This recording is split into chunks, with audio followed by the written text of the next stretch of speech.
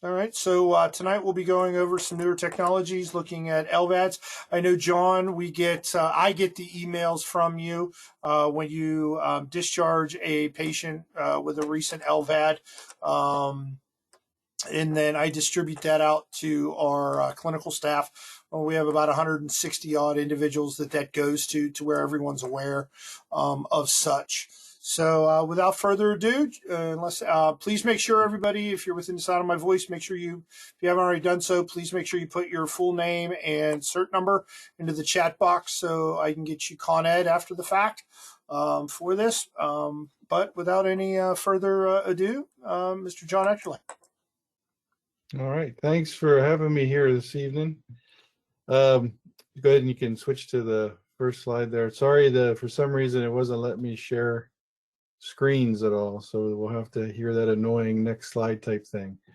But what we're going to talk about tonight is left ventricular assist devices. Sometimes people call them artificial hearts. They support the left ventricle, and they're used for people with end-stage congestive heart failure. Currently at LGH, we support 31 patients with the device. We've implanted just about 100 since 2004 when we started the program there. The three most common devices are the HeartMate 2, HeartMate 3, and then the Heartwear device. And this is like really fresh off the press. At 10:15 this morning, Heartwear, which was purchased several years ago by Medtronic Corporation, sent out a press release that they are withdrawing their pump from the market. So we will not be implanting Heartwear devices anymore. They had some issues with pump stop. If someone would accidentally disconnect both batteries, the pump would stop, and then they would reconnect batteries, the pump would not restart, which, as you could take from how that sounds, is a really bad thing. So it only happened 0.4% of the time, which is 4 people out of 1,000. But one death from something like that is entirely too much. So they tried to figure out what exactly was going on with the pump, and after extensive research into the causes, they could not determine a root cause. So they decided to pull the pump from the market. And like I said, that just happened today. We only had 5 patients that we implanted the Heartwear device into. Out of those 5 patients, 2 are still currently supported. One gentleman passed away immediately post-op of a stroke from the surgery. Another gentleman died of an unrelated cause at home about 1.5 years after his surgery. And then one gentleman went on to get a heart transplant.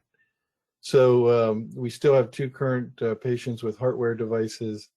Heartwear was really popular in the Philly area for the last 3 to 4 years. So they're downtown. I refer to the downtown folks at HUP, downtown at the mothership.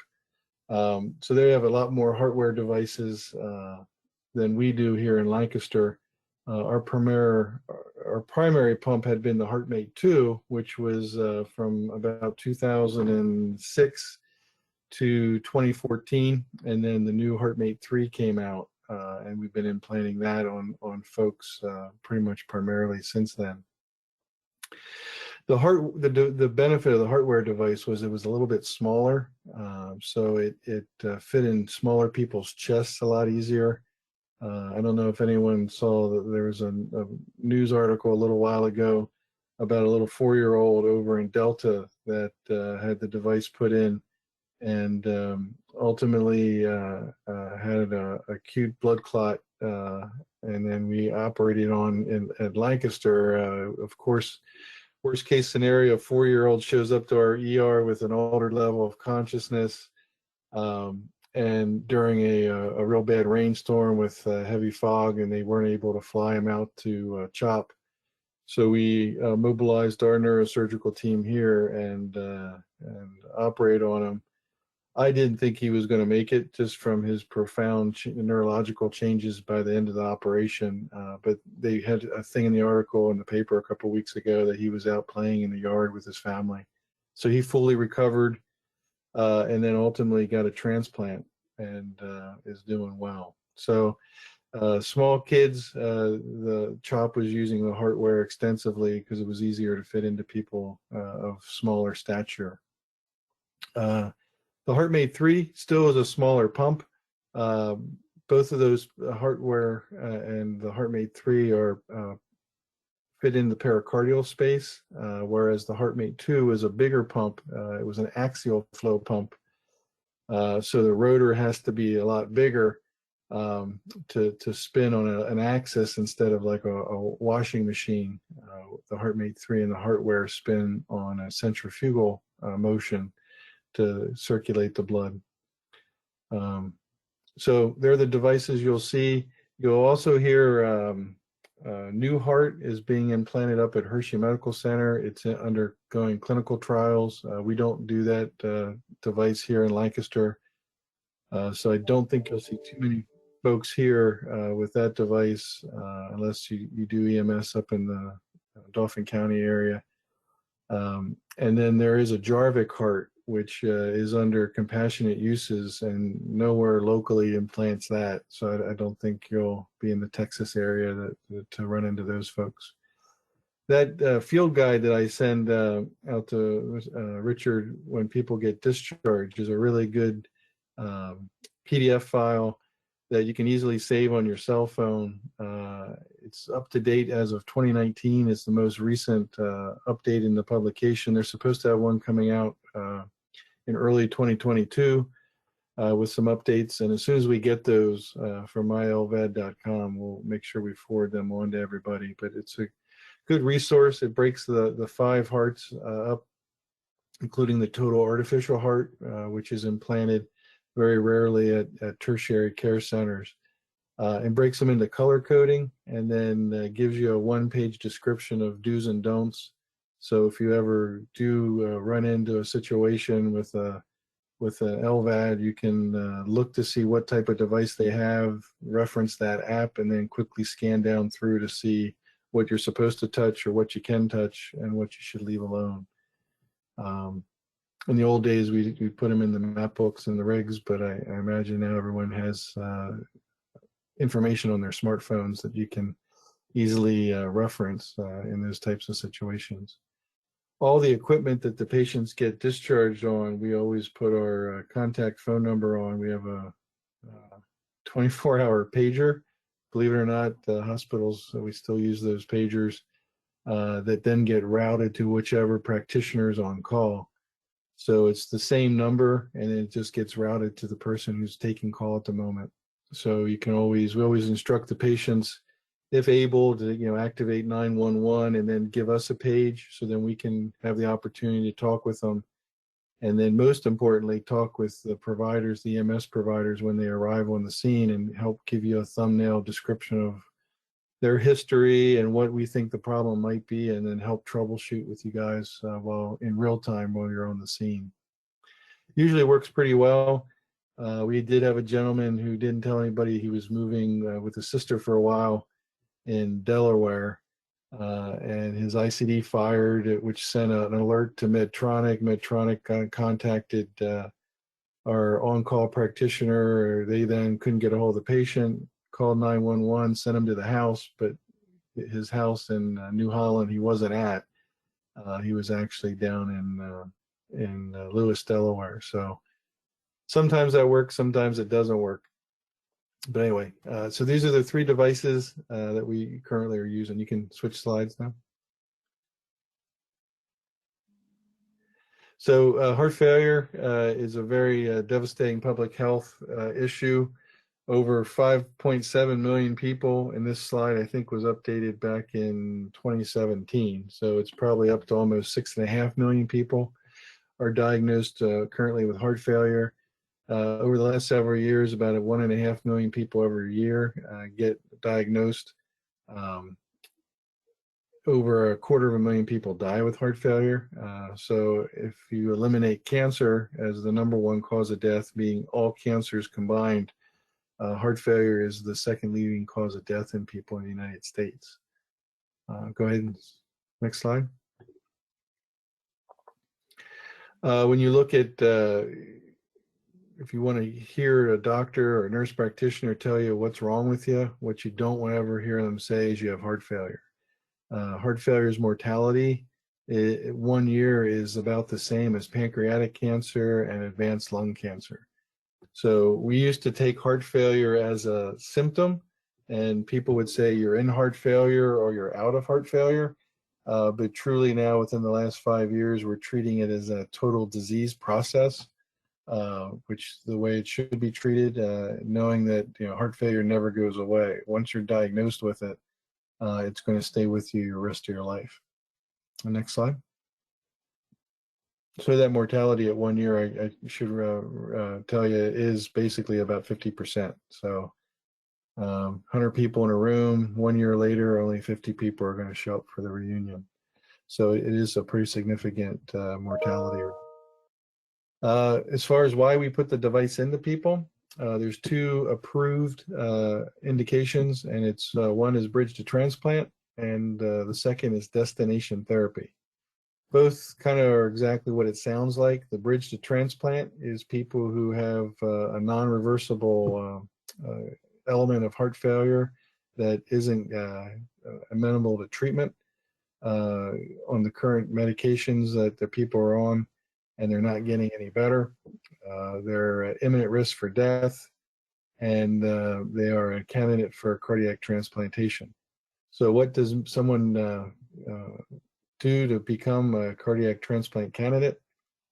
You have to kind of meet some strict criteria.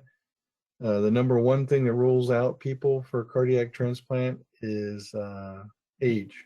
So there is no hard, fast age limit. The HUP team down, we don't do transplants at Lancaster General. We use our referral to the downtown team for transplants of heart, liver, and kidneys, and lungs. They do lung transplants there as well. So we refer folks down there, and our team down at HUP uses the 70 age as a cutoff. If you remember, a couple years ago, Dick Cheney was transplanted through Inova Fairfax outside of DC, Northern Virginia there. He was 71. So their program actually has an elevated age. And even some of the programs down Jefferson, down in Philly, Dr. Rame's working up one of our patients based on insurance. He went to Jefferson, and their program accepts people up to age 74. So based on your age, of course, the older you are, the more morbid procedures are on people, and this is a big operation. So usually the age range is the early 70s. People can't smoke, so if you come in smoking a cigarette, you have to abstain from smoking for 6 months. Same with illicit drugs. The whole marijuana thing, medical marijuana, throws a wrench into the works. Some programs have very strict criteria that you can't smoke marijuana. Some places, as long as you have a prescription, they'll let you smoke marijuana, but you can't smoke cigarettes. So it's kind of wishy-washy as far as that goes. And then the third thing that holds people up or gets people into transplantation is your body mass index, or how big of a person you are. So if you are obese, unfortunately, if your BMI is over 35 to 36, you're not a transplant candidate. So you have to be on the healthy side of a lower BMI. That being said, nationwide, there's probably about 3,000 heart transplants per year.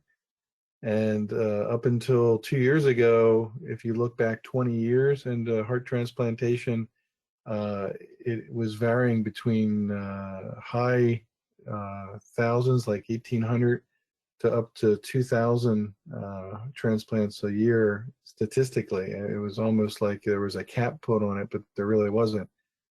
When they passed the law that motorcycle riders didn't have to wear a helmet, as morbid as it sounds, the people in transplant world was kind of excited because that was going to open up the donor pool for people who were waiting for heart transplants. But really, the no helmet rule didn't increase the number of heart transplants at all. What's really increased heart transplants over these last 2 years is the massive increase in overdosing. They actually call it needle in the arm donors. So they're actually accepting heart donation from people who just recently overdosed, even without a full hepatitis screen, knowing that they may, being an IV drug user, they probably have at least hepatitis C, if not B. And then once the heart gets transplanted into the individual, as long as there's no other cross reactivity based on allosensitivity, then the donor or the recipient actually then gets treated for whatever hepatitis the donor had. Since there's a really good hepatitis treatment out there with 99.9% efficacy, so the people will get an organ transplanted. If the person does have hepatitis, then they'll get treated for hepatitis after the transplant recovery.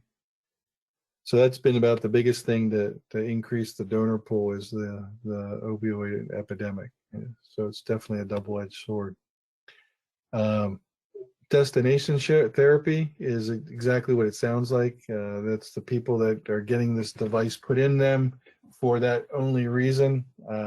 It's their destination. So for some reason, they don't qualify for heart transplantation. I don't know if is that on your screen, Richard, or?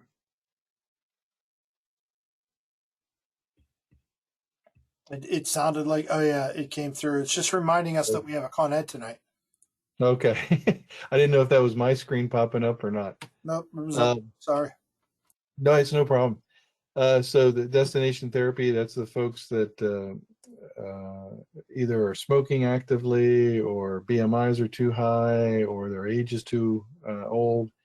And then they definitely need the supportive therapy. They've been on the optimal medical therapy for at least 45 of the last 2 months, and of course aren't candidates for cardiac transplantation. Then we're allowed to implant people for destination therapy.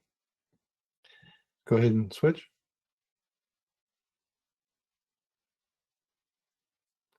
So we'll start with the HeartMate 2.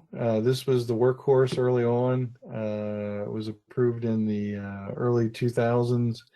And like I said, was the pump we used exclusively up until the mid 20-teens. It's a axial flow pump, and there's going to be a picture here in a little bit showing a cross-sectional slice of that pump, so you can kind of see inside of it. But it's made out of titanium, so it's bulletproof, so to speak. It spins on an axial plane and pulls blood in from the left ventricle through the pump and then pushes it out, that outflow graft up into the ascending aorta where that long tube then gets connected.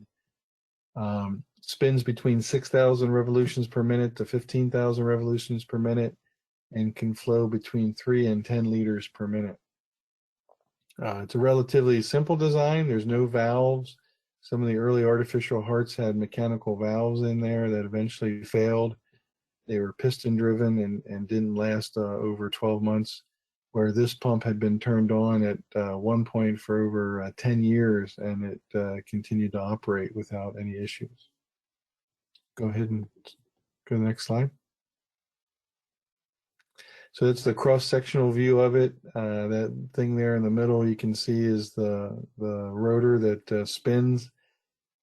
There's a little red dot in the beginning and the end of that, and that's a man-made ruby that the rotor stood against and spun. They used a ruby because it was virtually indestructible as far as a wear over the life of what they thought the pump would last, and was cheaper than a diamond. A diamond would have lasted longer, but it cost too much. So they put rubies in.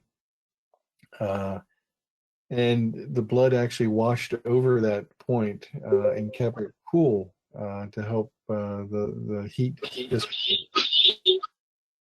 Now, with the heat dissipating, and it did cause some temperature, when you have blood and heat, they don't mix well together. So that was one of the impetuses that would cause it to clot. So people have to be on anticoagulation with some aspirin and Coumadin, and ultimately some people would have other bleeding issues in the gastrointestinal tract and wouldn't be able to tolerate the Coumadin, and then we'd have to stop the Coumadin, and with that heat that was generated actually would cause some clots to form, and people then would have pump failure based on a big clot forming in the rotor and gumming up the work, so to speak. So there was about 20% of the people that got this pump implanted would have some form of a stroke, whether it be a small TIA or a full-fledged neurological event, CVA. But you can see there where the surgeon drills a little hole in the bottom of the left ventricle. That inflow cannula gets inserted in there, and the native heart stays in place, continues to beat. The right ventricle collects blood coming back from your body, circulates it through the lungs into the left ventricle, and the left ventricle still squeezes, not very strong, and then that LVAD sits there and just kind of drains like a little sump pump and drains the blood out of the heart, and then circulates it out through the aorta and to your peripheral tissues. Since that's continuous flow, it doesn't change with RPMs with the contraction of your heart. So with that continuous flow, most people don't have a pulse. So if you would go to try to feel for a pulse, you wouldn't feel a pulse, which would cause some people to panic at times that you couldn't get a pulse or a blood pressure, but the person could be there talking with you and doing well. Go ahead, next slide. So then mid 2000 teens, they developed, Abbott came out with a HeartMate 3, and they improved on some design changes.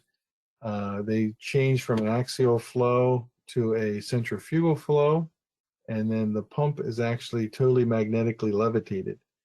So if you open up that pump on the inside, is a rotor, almost looks like the inside of your wash basket in a washer, and it spins once the pump is connected to a power source. It generates two polar fields within that titanium device, and the magnet elevates itself and just floats in space in that magnetic field. Over 500 times a second, the pump relocates the rotor inside its magnetic field and corrects for X, Y, and yaw axis, depending on the position of the patient. So standing up or sitting down, the patient's rotor stays exact center of that device, which is kind of interesting. The nice part about that floating in space and spinning is it totally decreased that heat issue of the pump generating heat causing clotting. So that really helped out and almost dropped the clotting rate to almost 0%. Stroke rates are still there because it is a metal device inside of a human being, so there is a higher incidence of strokes, but it's down into the low double digits. From like 20%, it's down to 11 or 12%. And then a true pump thrombosis is down to less than 1% with this device. So it's done a really good job with changing how well people do after surgery. It's small. It's still easily put in patients as little as 3 years of age. But it's a little bit bigger than the hardware. So I think over the next generation, this pump, they're going to just continue to try to make it smaller and smaller. Let's go ahead and next slide. So this is the equipment that folks with the device use as far as peripheral. The top left there is the batteries and the battery clips. They're 14-volt lithium-ion batteries, same types that are in your cell phones. So there's supposedly no memory in the actual batteries. They could be used for as little as 2 minutes or the whole 14 hours, and you can put them back in the charger, and it's not supposed to cause any issue with battery fatigue.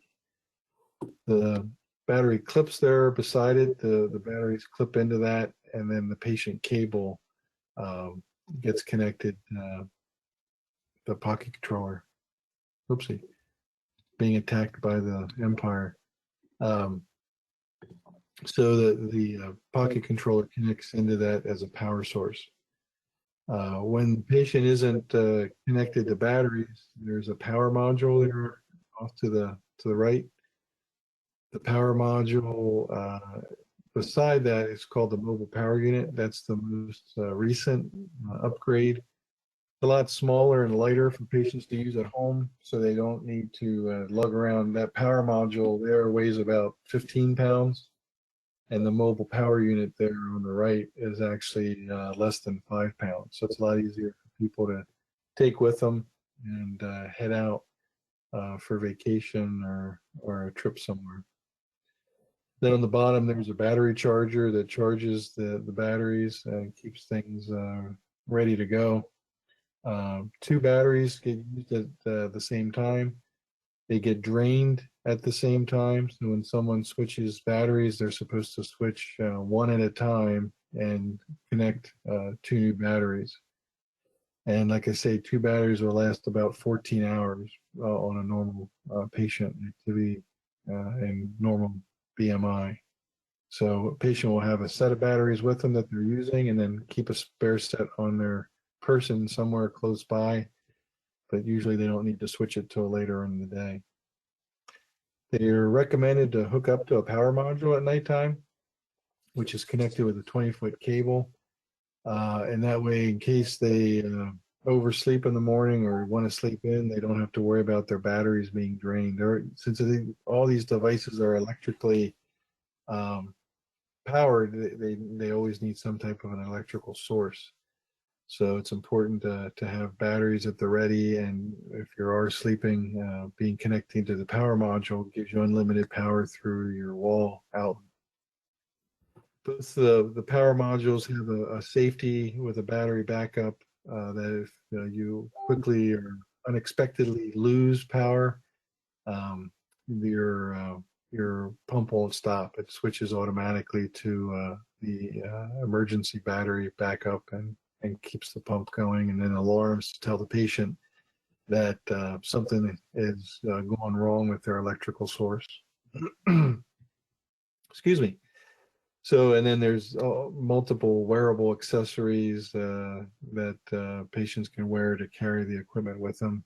Most of our guys tend to wear those tactical vests, shirts that, instead of putting a gun in your clips on your chest, you can just put your LVAD equipment and then put a t-shirt or a shirt over top to kind of conceal things so you don't look like you're walking around with a bomb strapped to you.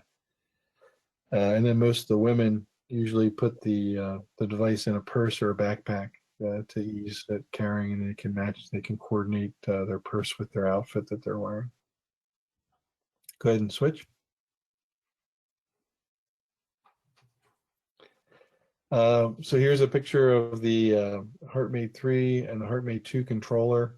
It's called a system controller or a pocket controller because it's made to be fit into a pocket, either in a pair of pants or a jacket or one of the Go Gear wearable accessories. The only difference between the controllers of a HeartMate 2 and a HeartMate 3 are the color. And right on the controller, if you would zoom that in, you would see it says HeartMate 2. And they went from the Roman numerals to numeric 3 just because it looks confusing. You have to kind of stare. Is there 2 lines or is there 3 lines? So that's what the HeartMate 1 was, Roman numeral 1. The HeartMate 2 was Roman numeral 2, but he abandoned that for the HeartMate 3 and just made it a numerical 3. So the color is like a light tan or a white for the HeartMate 2, and then the HeartMate 3s I consider black, but some people say they think they're dark navy. But the color is obvious when you look at it. You can kind of tell which pocket controller you're dealing with. But other than that, the icons, the alarms, everything, they're exactly the same. So you don't need to learn a whole new ritual of what beeping means. Each, go ahead and go to the next one. So the close up, so the both of them will look exactly the same.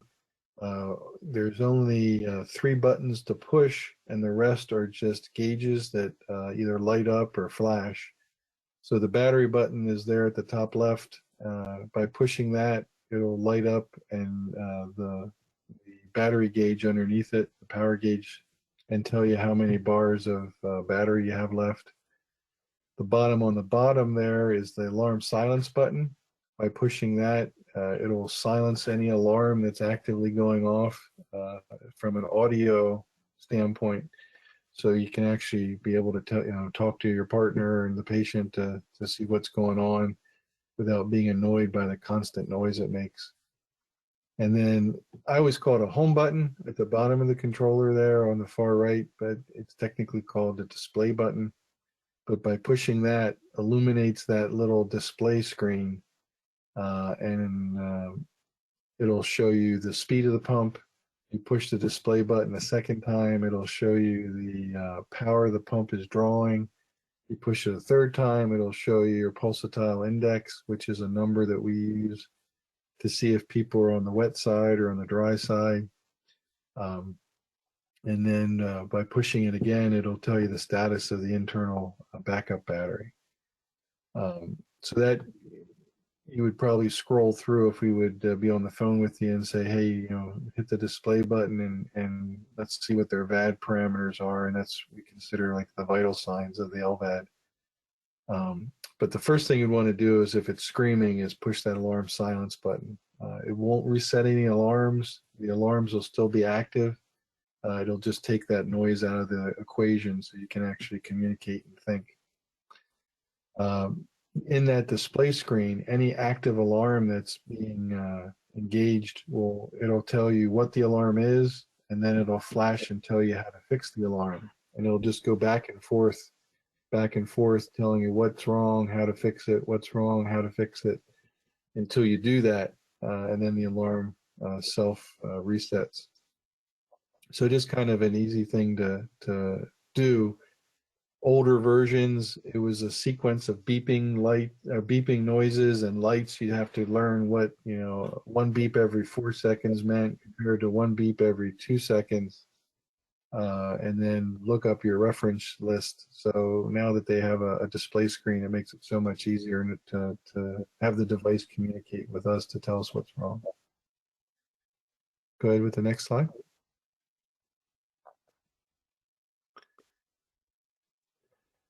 And then, so there were the buttons, and these are the alarms that you'll see, the things that'll be flashing. So there's power cables there on the top left.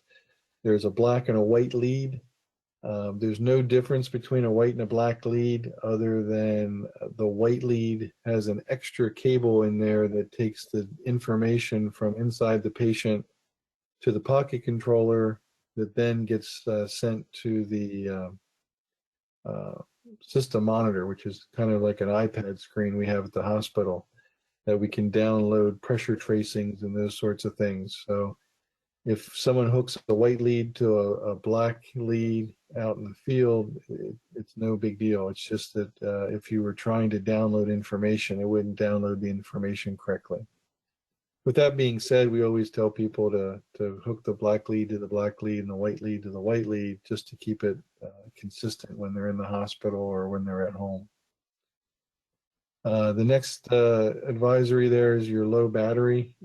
It's a little diamond that will flash yellow with a advisory alarm, meaning you have about 30 minutes of battery left, and then it changes color to red, and then that low battery hazard alarm will also light up underneath it. telling you you're down to 15 minutes of battery life. And then ultimately, it's a intermittent beeping, and then ultimately it turns into a constant screaming once you're down to about 5 minutes of battery life. And that's just to try to wake the patient up if they are sleeping on their batteries, if they took a nap and forgot to hook themselves up to their power cord. And it's to try to wake them up out of sleep so that the pump doesn't run out of energy. Below that, it's a little heart with a broken line through it, and that's a hazard alarm. Abbott breaks their alarms into two categories. There's advisory alarms, which are always yellow with an intermittent beeping noise. And then there's hazard alarms, which are red with a constant screaming on alarm. And it's just that advisory alarms are telling you there's something that's not right. So at your earliest convenience, you need to pay attention and fix something. And then with a hazard alarm, something is catastrophically wrong and something's not being supported correctly, and you need to stop what you're doing and fix it. Hence the red to stop and the constant noise to make you do something about it. Below that broken heart, we call that logo, is a yellow wrench.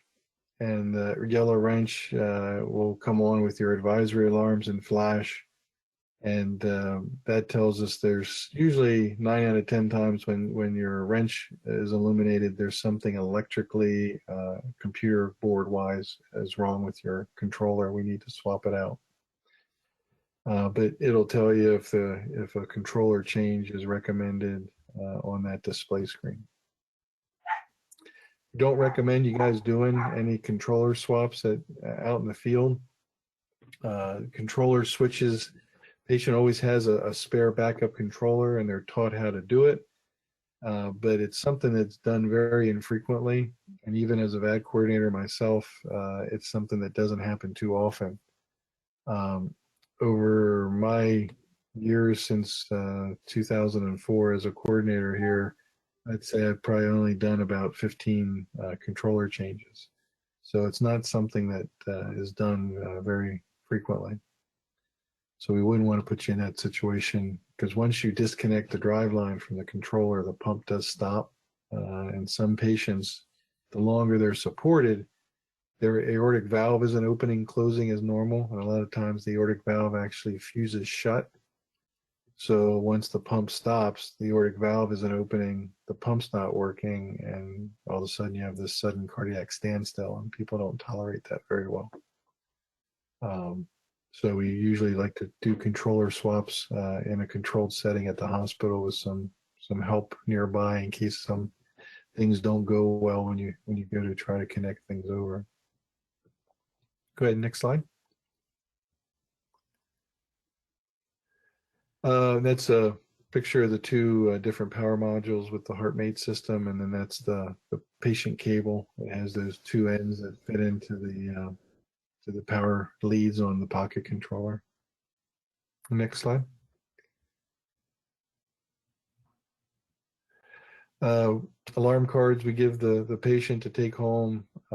These aren't as exciting as they once used to be, just based on the display screen telling you exactly what the hazard alarms are and what the advisory alarms are. But the pump being turned off, low flow, your drive line being disconnected, no external power being found, and low battery power, or the system controller failing the internal safety check, are all hazard alarms. That would be a red constant light with a screaming noise that you'd have to kind of pay attention to. If it says pump off, it'll tell you to return the pump back on. The nice thing about the HeartMates and the HeartWares is there are no on-off switches. So I always, when I start doing training with the patients before they go home, I'll say, can you point to the on-off switch? And they'll look all over the equipment and they're like, I don't see one. And that's because there isn't one. So there's no way to physically turn off the device. without disassembling some of the device by taking the batteries out. And they do that on purpose so people don't accidentally turn the device off. So there's nothing you really need to do. If the pump is off, that means it's lost power, or the power it was connected to ran out. So the way you're going to restart the pump is by reestablishing a power supply. Go ahead and switch. The advisory alarms on the device, when a patient is switching from battery to power supply on the wall, there's no way to tell the device what you're doing. So the device doesn't realize that you're hooking yourself up to batteries because you want to go to bed, or if you just woke up and you're hooking yourself up to start your day off. All it knows is it's supposed to have 2 power supplies and it has 1. So it's going to alarm and tell you to connect power supply. So that's why it's just an advisory alarm. As patients get good at switching the controller batteries, it's quite easy to have them do a battery swap out without even doing it quick enough that the system doesn't even realize what you did. So you got to be careful that they don't try to do things too quickly. My dad always told me that speed kills. And by doing something fast like this, you can bend some of the prongs on the electrical connectors, and you can't straighten them, and that can cause some issues of having to replace equipment. So we always tell people to take their time and do things deliberately and not rush, just so you don't set off an alarm. It's not to the point that beep once or twice. That's not a major big deal. But I guess if you're sneaking in after being out too late or something, being somewhere you weren't supposed to, I guess if you're trying to come in on a stealth approach, you want to try to do things fast, but that can get you into trouble. Low battery power, as the batteries start to wear down and you get within 30 minutes of battery, your low battery advisory alarm will go off to alert you that it's time to switch over to your batteries. I usually tell people once they get down to 1 battery on their pocket controller to go ahead and switch it out, just so this alarm doesn't come on. And that usually is they have like an hour left once they get done to 1 battery. That way it kind of keeps it a little quieter for them. And then there's an internal backup battery in the pocket controller, and sometimes the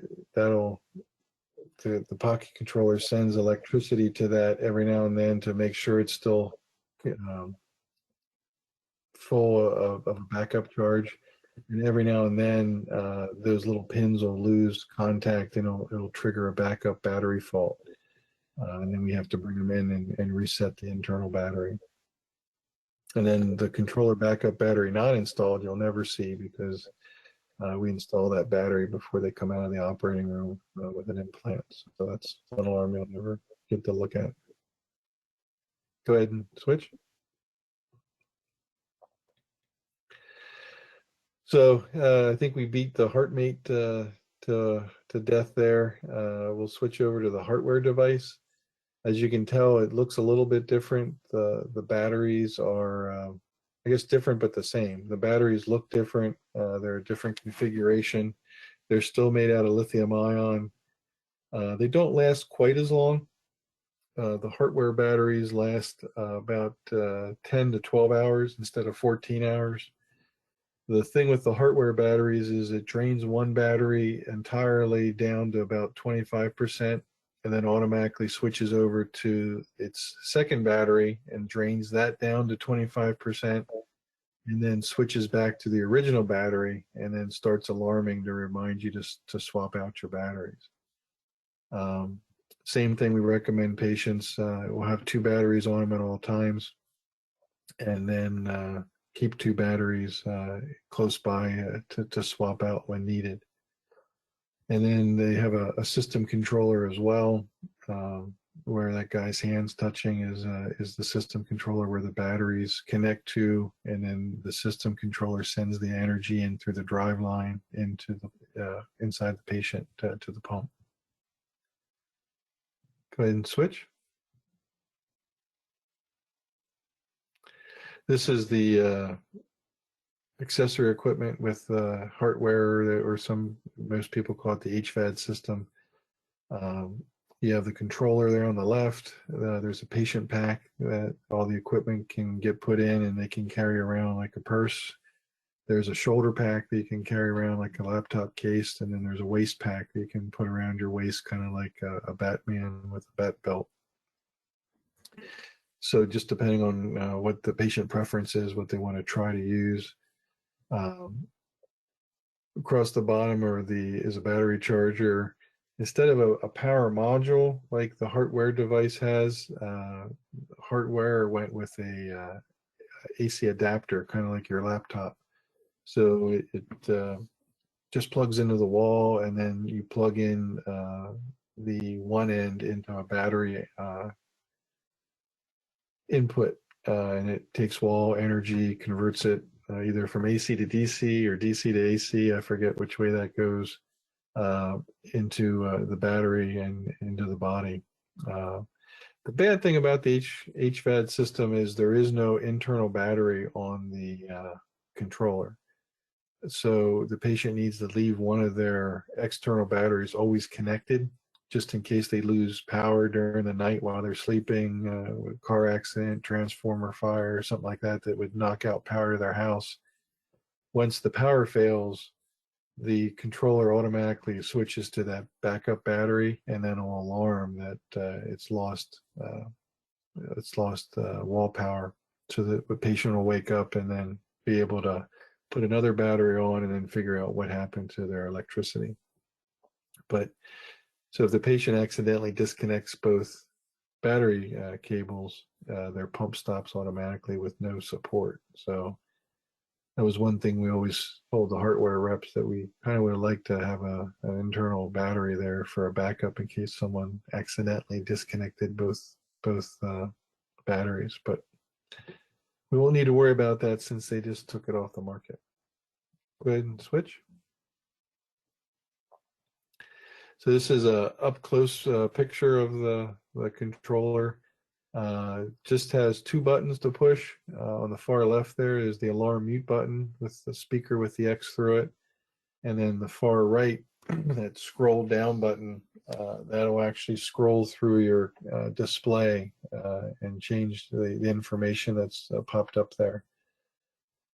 As you hit the scroll button, the display illuminates and it'll show you the RPM, the liters per minute, and how many watts that the device is actually drawing.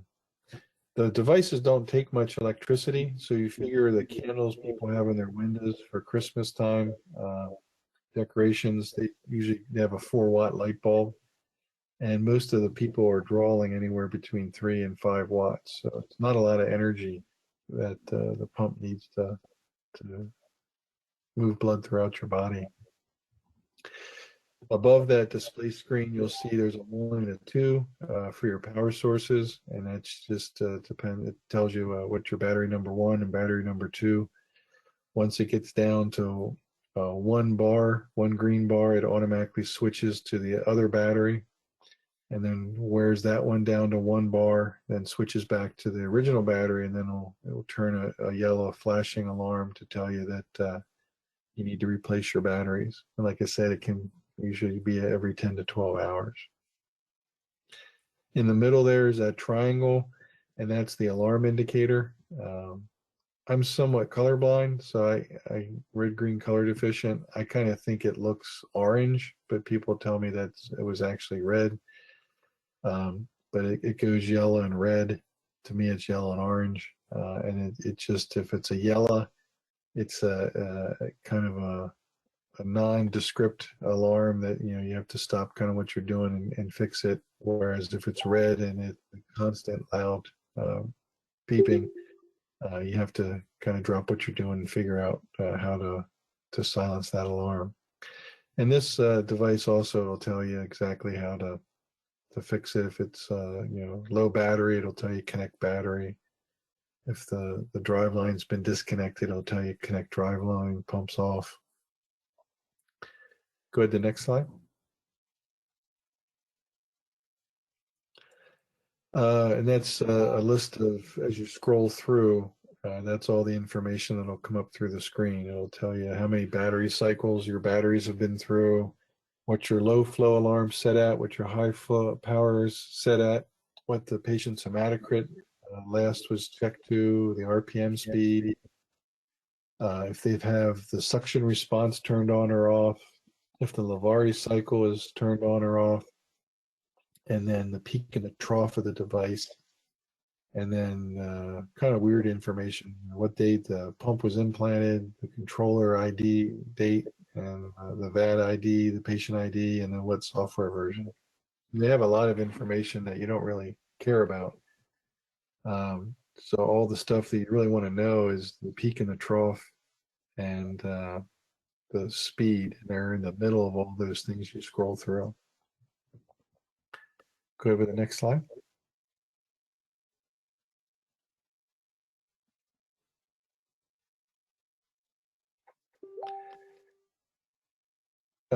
So as far as the alarm indicators and the mute button, we went over. You push the mute button, it'll make your noise stop. The hardware did have a very nice kind of a mellow beeping. It wasn't too annoying, and it incrementally got louder. So if an advisory um, low priority, which is solid yellow, when you go to switch batteries, it would just be a little bit of a beep, and it'd be every 4 seconds. If you don't take care of it, it then turns into a medium priority, which the yellow turns to be flashing, and then the volume actually gets increased. And then if you don't do anything, it turns into a high priority, and that's that little triangle turns red and flashes as well, and then it's a louder beep that's constant. Again, here this screen showing you low battery on one, and it's telling you to replace battery. So you may be able to tell, I really can't tell if battery one is yellow or red, but the way the alarm is on the display screen, that battery should be red, one red block, and then meaning it's low battery and you should replace it. Once you replace that battery, it would go to all green, and then it would tell you low battery on two, replace battery two, and you replace your number two battery. Go ahead and switch. And there's a summary of all the alarms. You can switch.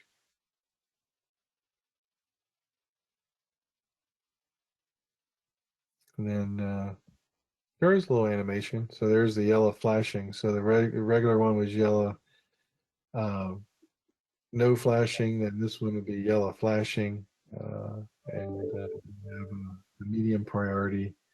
Again, it'll tell you controller fault call. So you want to get a hold of the VAD coordinator.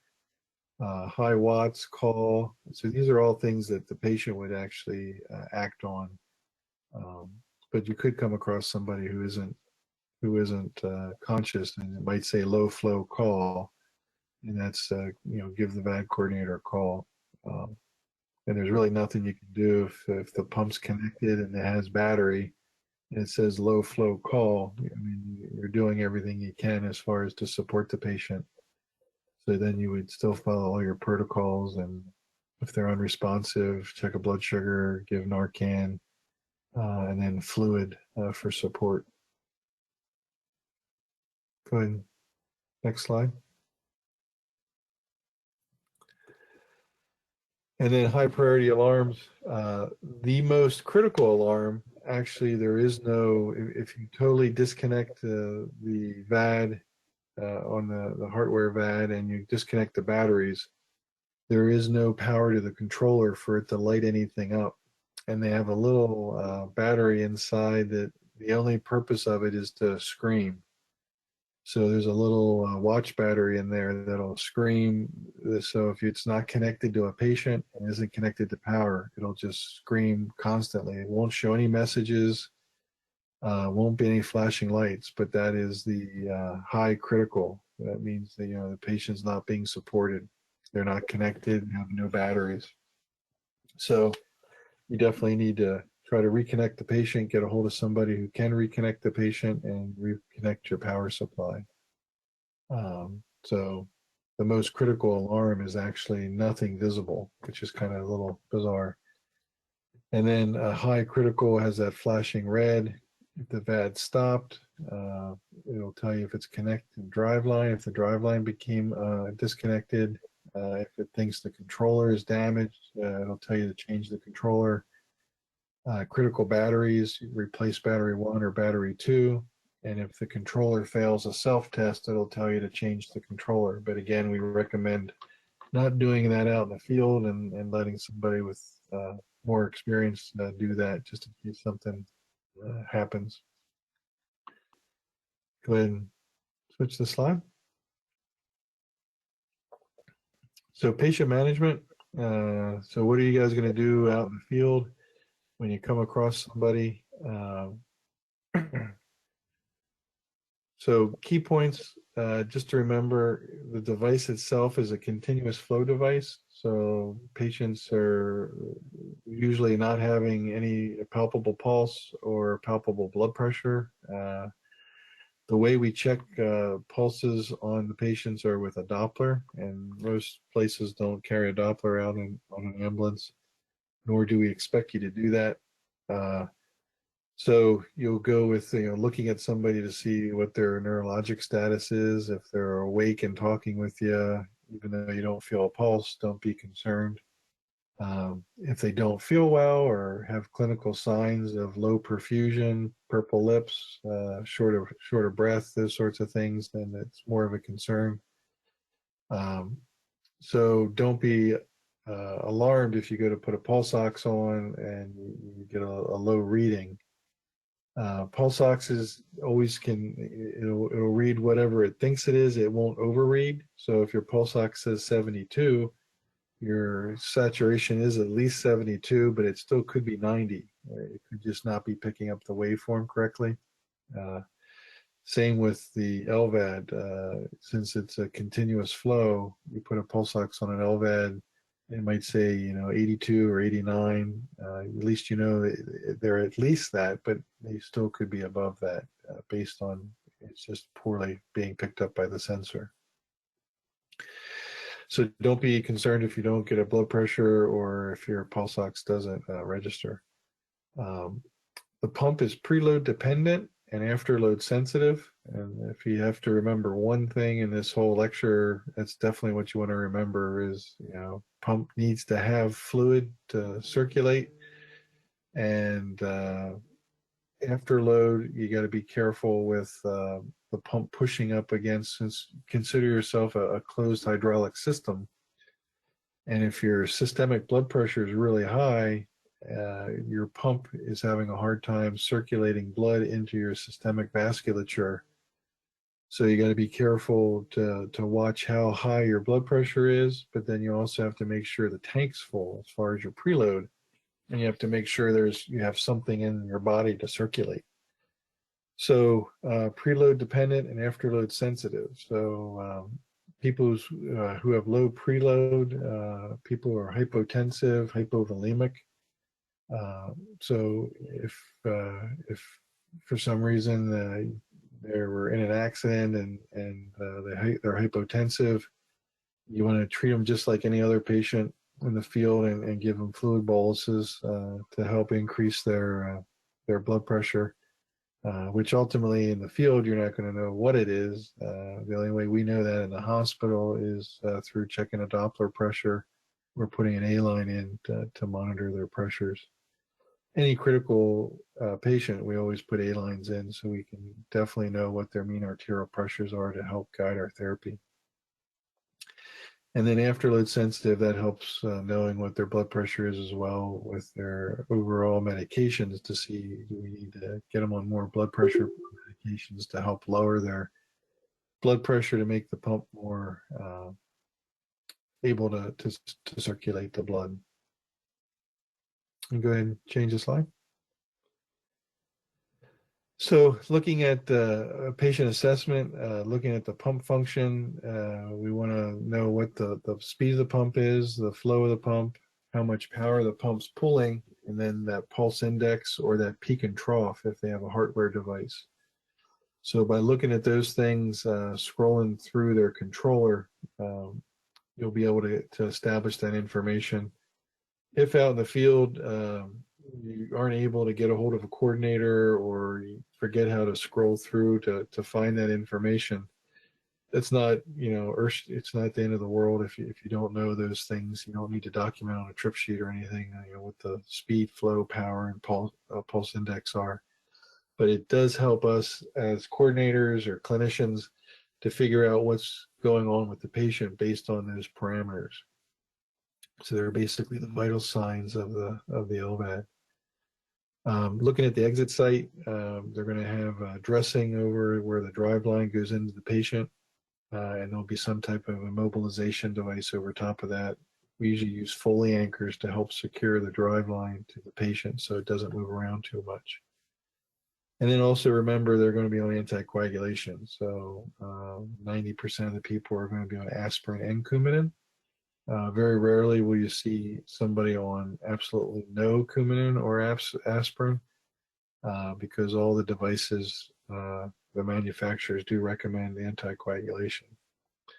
So they're going to bleed when they're in a fall or in a car accident. So there are things just to be aware of. Next slide.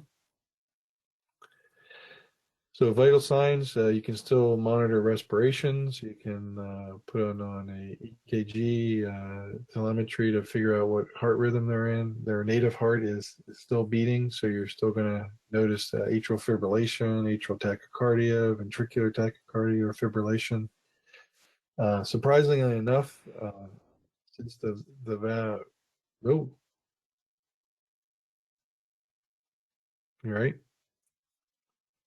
Surprisingly enough, the device, since it is supporting your left ventricle, sometimes people do come in a slow ventricular tachycardia in the 180s, 190s, and are talking with you.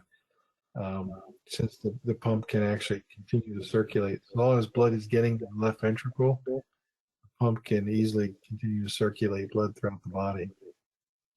So with that being said, we even had somebody in ventricular fibrillation for about 3 days while we were kind of withdrawing support for some other catastrophic issues.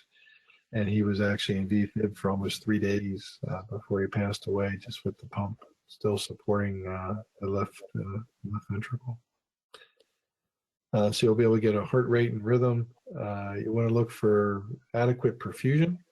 So looking at fingers and toes, lips, and to see if they're purple, will give you an idea of what their perfusion is, and as well as their neurostatus. If they're able to talk with you and know where they're at, that gives you even more ammunition that everything is A-okay.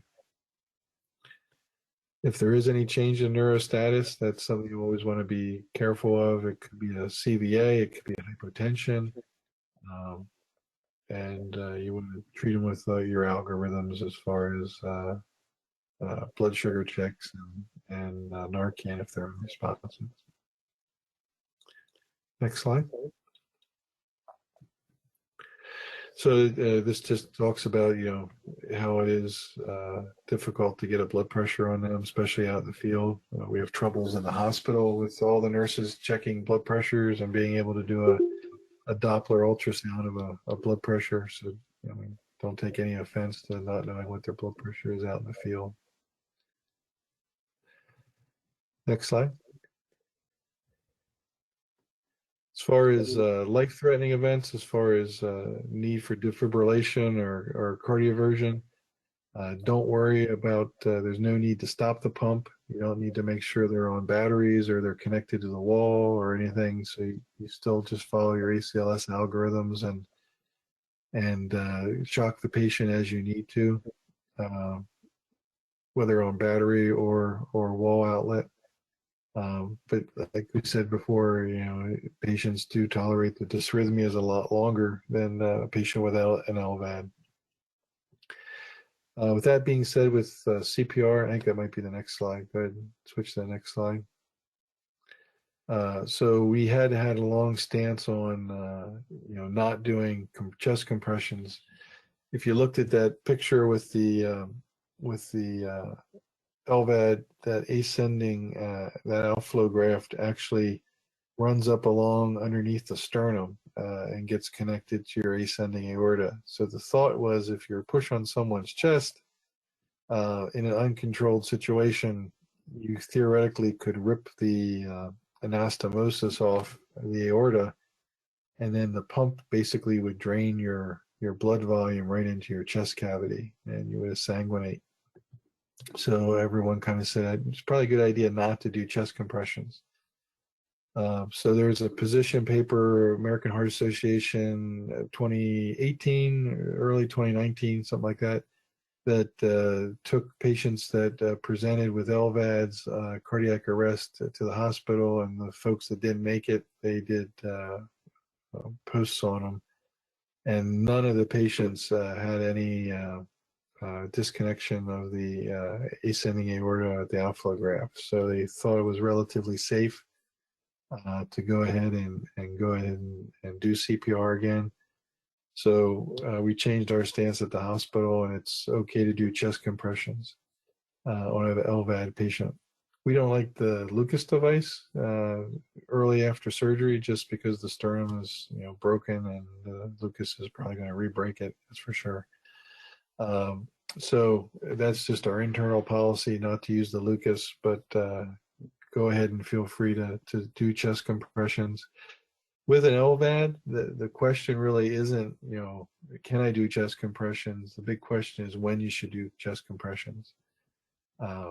So unfortunately, one of our patients years ago, called 911, EMS arrived, and somehow chest compressions ensued while he was talking with them. So he was telling him, "Hey, that really hurts. What are you doing?" And as they pumped on his chest, and ultimately, disarticulated several of his ribs, which over the next 3 years of his life, continued to be painful every time he took a deep breath in. So it's not always the best to rush to do that. So looking at other signs of lack of perfusion before doing chest compressions is probably best. I would tell the nurses always to look for power, power, and power, and look at the 3 Ps. So make sure the patient's connected to a pocket controller. Make sure the pocket controller has some type of a power setup to it, and then make sure that power setup has energy. So once you know the patient's connected to the pocket controller is connected to batteries, and the batteries have a charge, you're pretty sure that the pump's then working. So truthfully, if I have an LVAD and I'm unresponsive, and my LVAD is working, you doing chest compressions on me probably isn't going to do too much with circulating blood volume in my chest if I already have a pump in there circulating 4 liters of fluid around. It's probably something else that's caused me to be unresponsive, whether it's an overdose, my blood sugar, might have had a massive cerebral event. But you follow your protocols. If you're supposed to initiate chest compressions, start chest compressions. So we're not telling people not to do that. But that's the big question, is knowing when to do it. In the hospital, we're playing around with using end-tidal CO2s to see if that would help trigger people to initiate chest compressions in a low flow state. But nothing has been finalized for sure. Next slide. Any questions?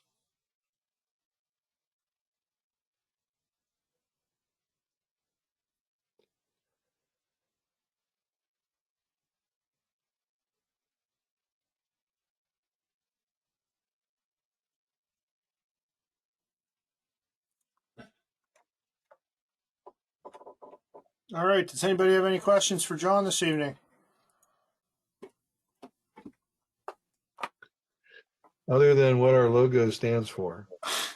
Megan has a question here. It's in chat, John, and she'd like to know what percent of the patients that have LVADs have DNRs?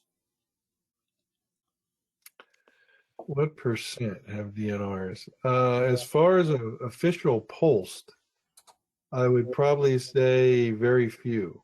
The whole idea of we would never implant somebody with a VAD who wanted to be a DNR. So if you were a DNR, you have to reverse that before we would put a VAD in you, just to make sure you would recover through surgery.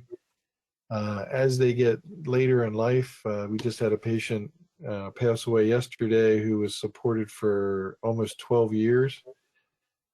So, the last 24 to 48 hours of his life, we did make him a DNR based on a big neurological event. But most folks that you will be encountering shouldn't be a DNR, or they wouldn't be calling EMS to begin with. The people that we are withdrawing support on are either at hospice and inpatient, or they're inpatient in the hospital and we withdraw care. Most people, once you turn the VAD off, don't do well, based on, like we talked about, the aortic valve not opening and fusing shut. So a lot of times when you turn off the VAD, within minutes, they are unresponsive and obtunded, and then their native heart stops beating within 3 or 4 minutes. Hope that helps. Jackie Grace has a question regarding transportation. Should we take, if we encounter someone with an LVAD, should we take them to a specific hospital or to the closest facility? Guess our folks, we always notify our ER when we discharge a patient, and then we contact their local EMS. We do have a patient that lives up in Middletown that is through our hospital, but when they call 911, they actually go to Hershey since it is a little closer. So it's really what the patient would recommend. We have Hershey people that live in Lancaster, but truthfully, if it warrants, LGH is a VAD facility, so we can actually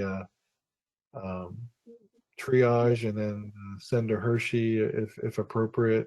Same with HUP. We have some people here that were implanted at HUP that we manage here at LGH. So I wouldn't say it's a hard, fast rule that if you were implanted at Hershey, you have to go to Hershey.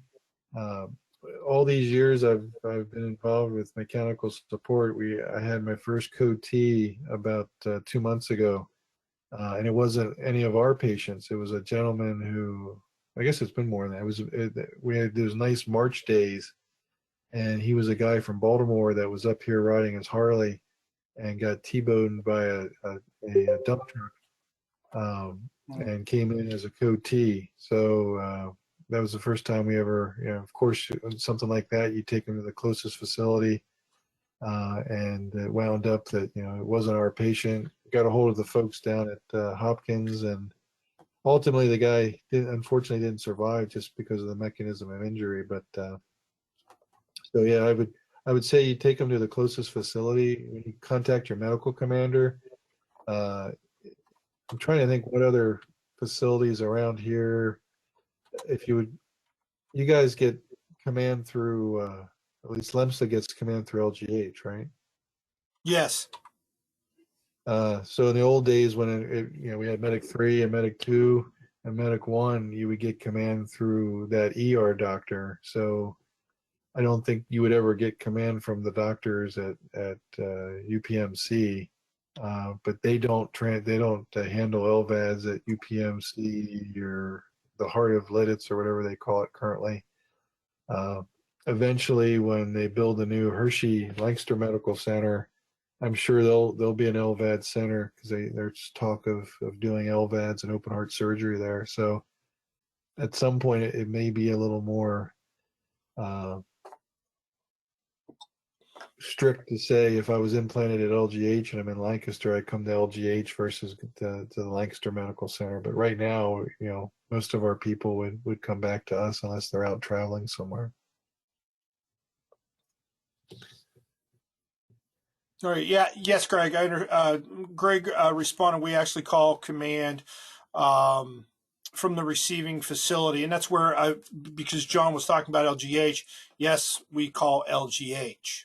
So, but depending on where your receiving facility would be, you would end up calling that receiving facility.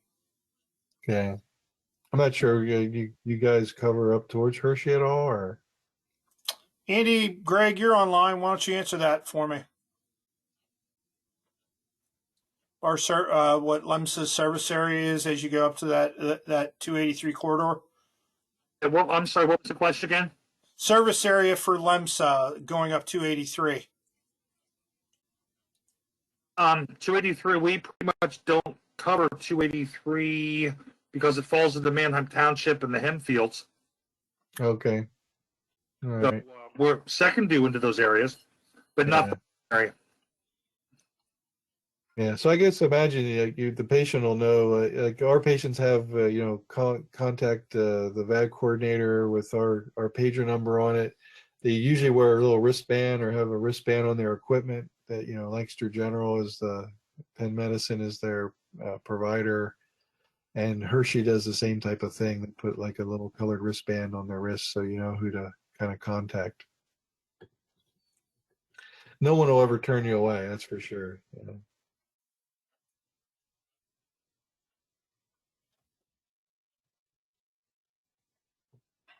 All right. Anybody else have any questions? Please, if you haven't already done so, please make sure your name's in the chat so I can download it and get everybody Con Ed. John, I want to thank you for your time tonight, and Andy for helping put this together for a couple months here. For the July, we are in June now, ladies and gentlemen, June 3rd. The July training Thursday is going to be a little off schedule. It's not the first Thursday. Because the first Thursday in July is the weekend for the 4th of July weekend. So we've moved that to the 15th of July. Same bat time, same bat channel. I've already sent out the link for it, but that night's Con Ed will be on diversity in EMS by Danielle Lynch, a Penn State doctoral candidate who specializes in diversity. So unless anyone has any other questions, comments, or concerns, make sure your name and numbers in the chat. And I'd like to thank John again for your time and expertise, sir. And I will see everybody next month. Sounds good. Thanks. You bet. Have a good day. Okay. Rick, is there anything you need? No, not that I know of. Okay. All right. Thank you. Sorry for the delay. I apologize. All right, everybody. Have a good night.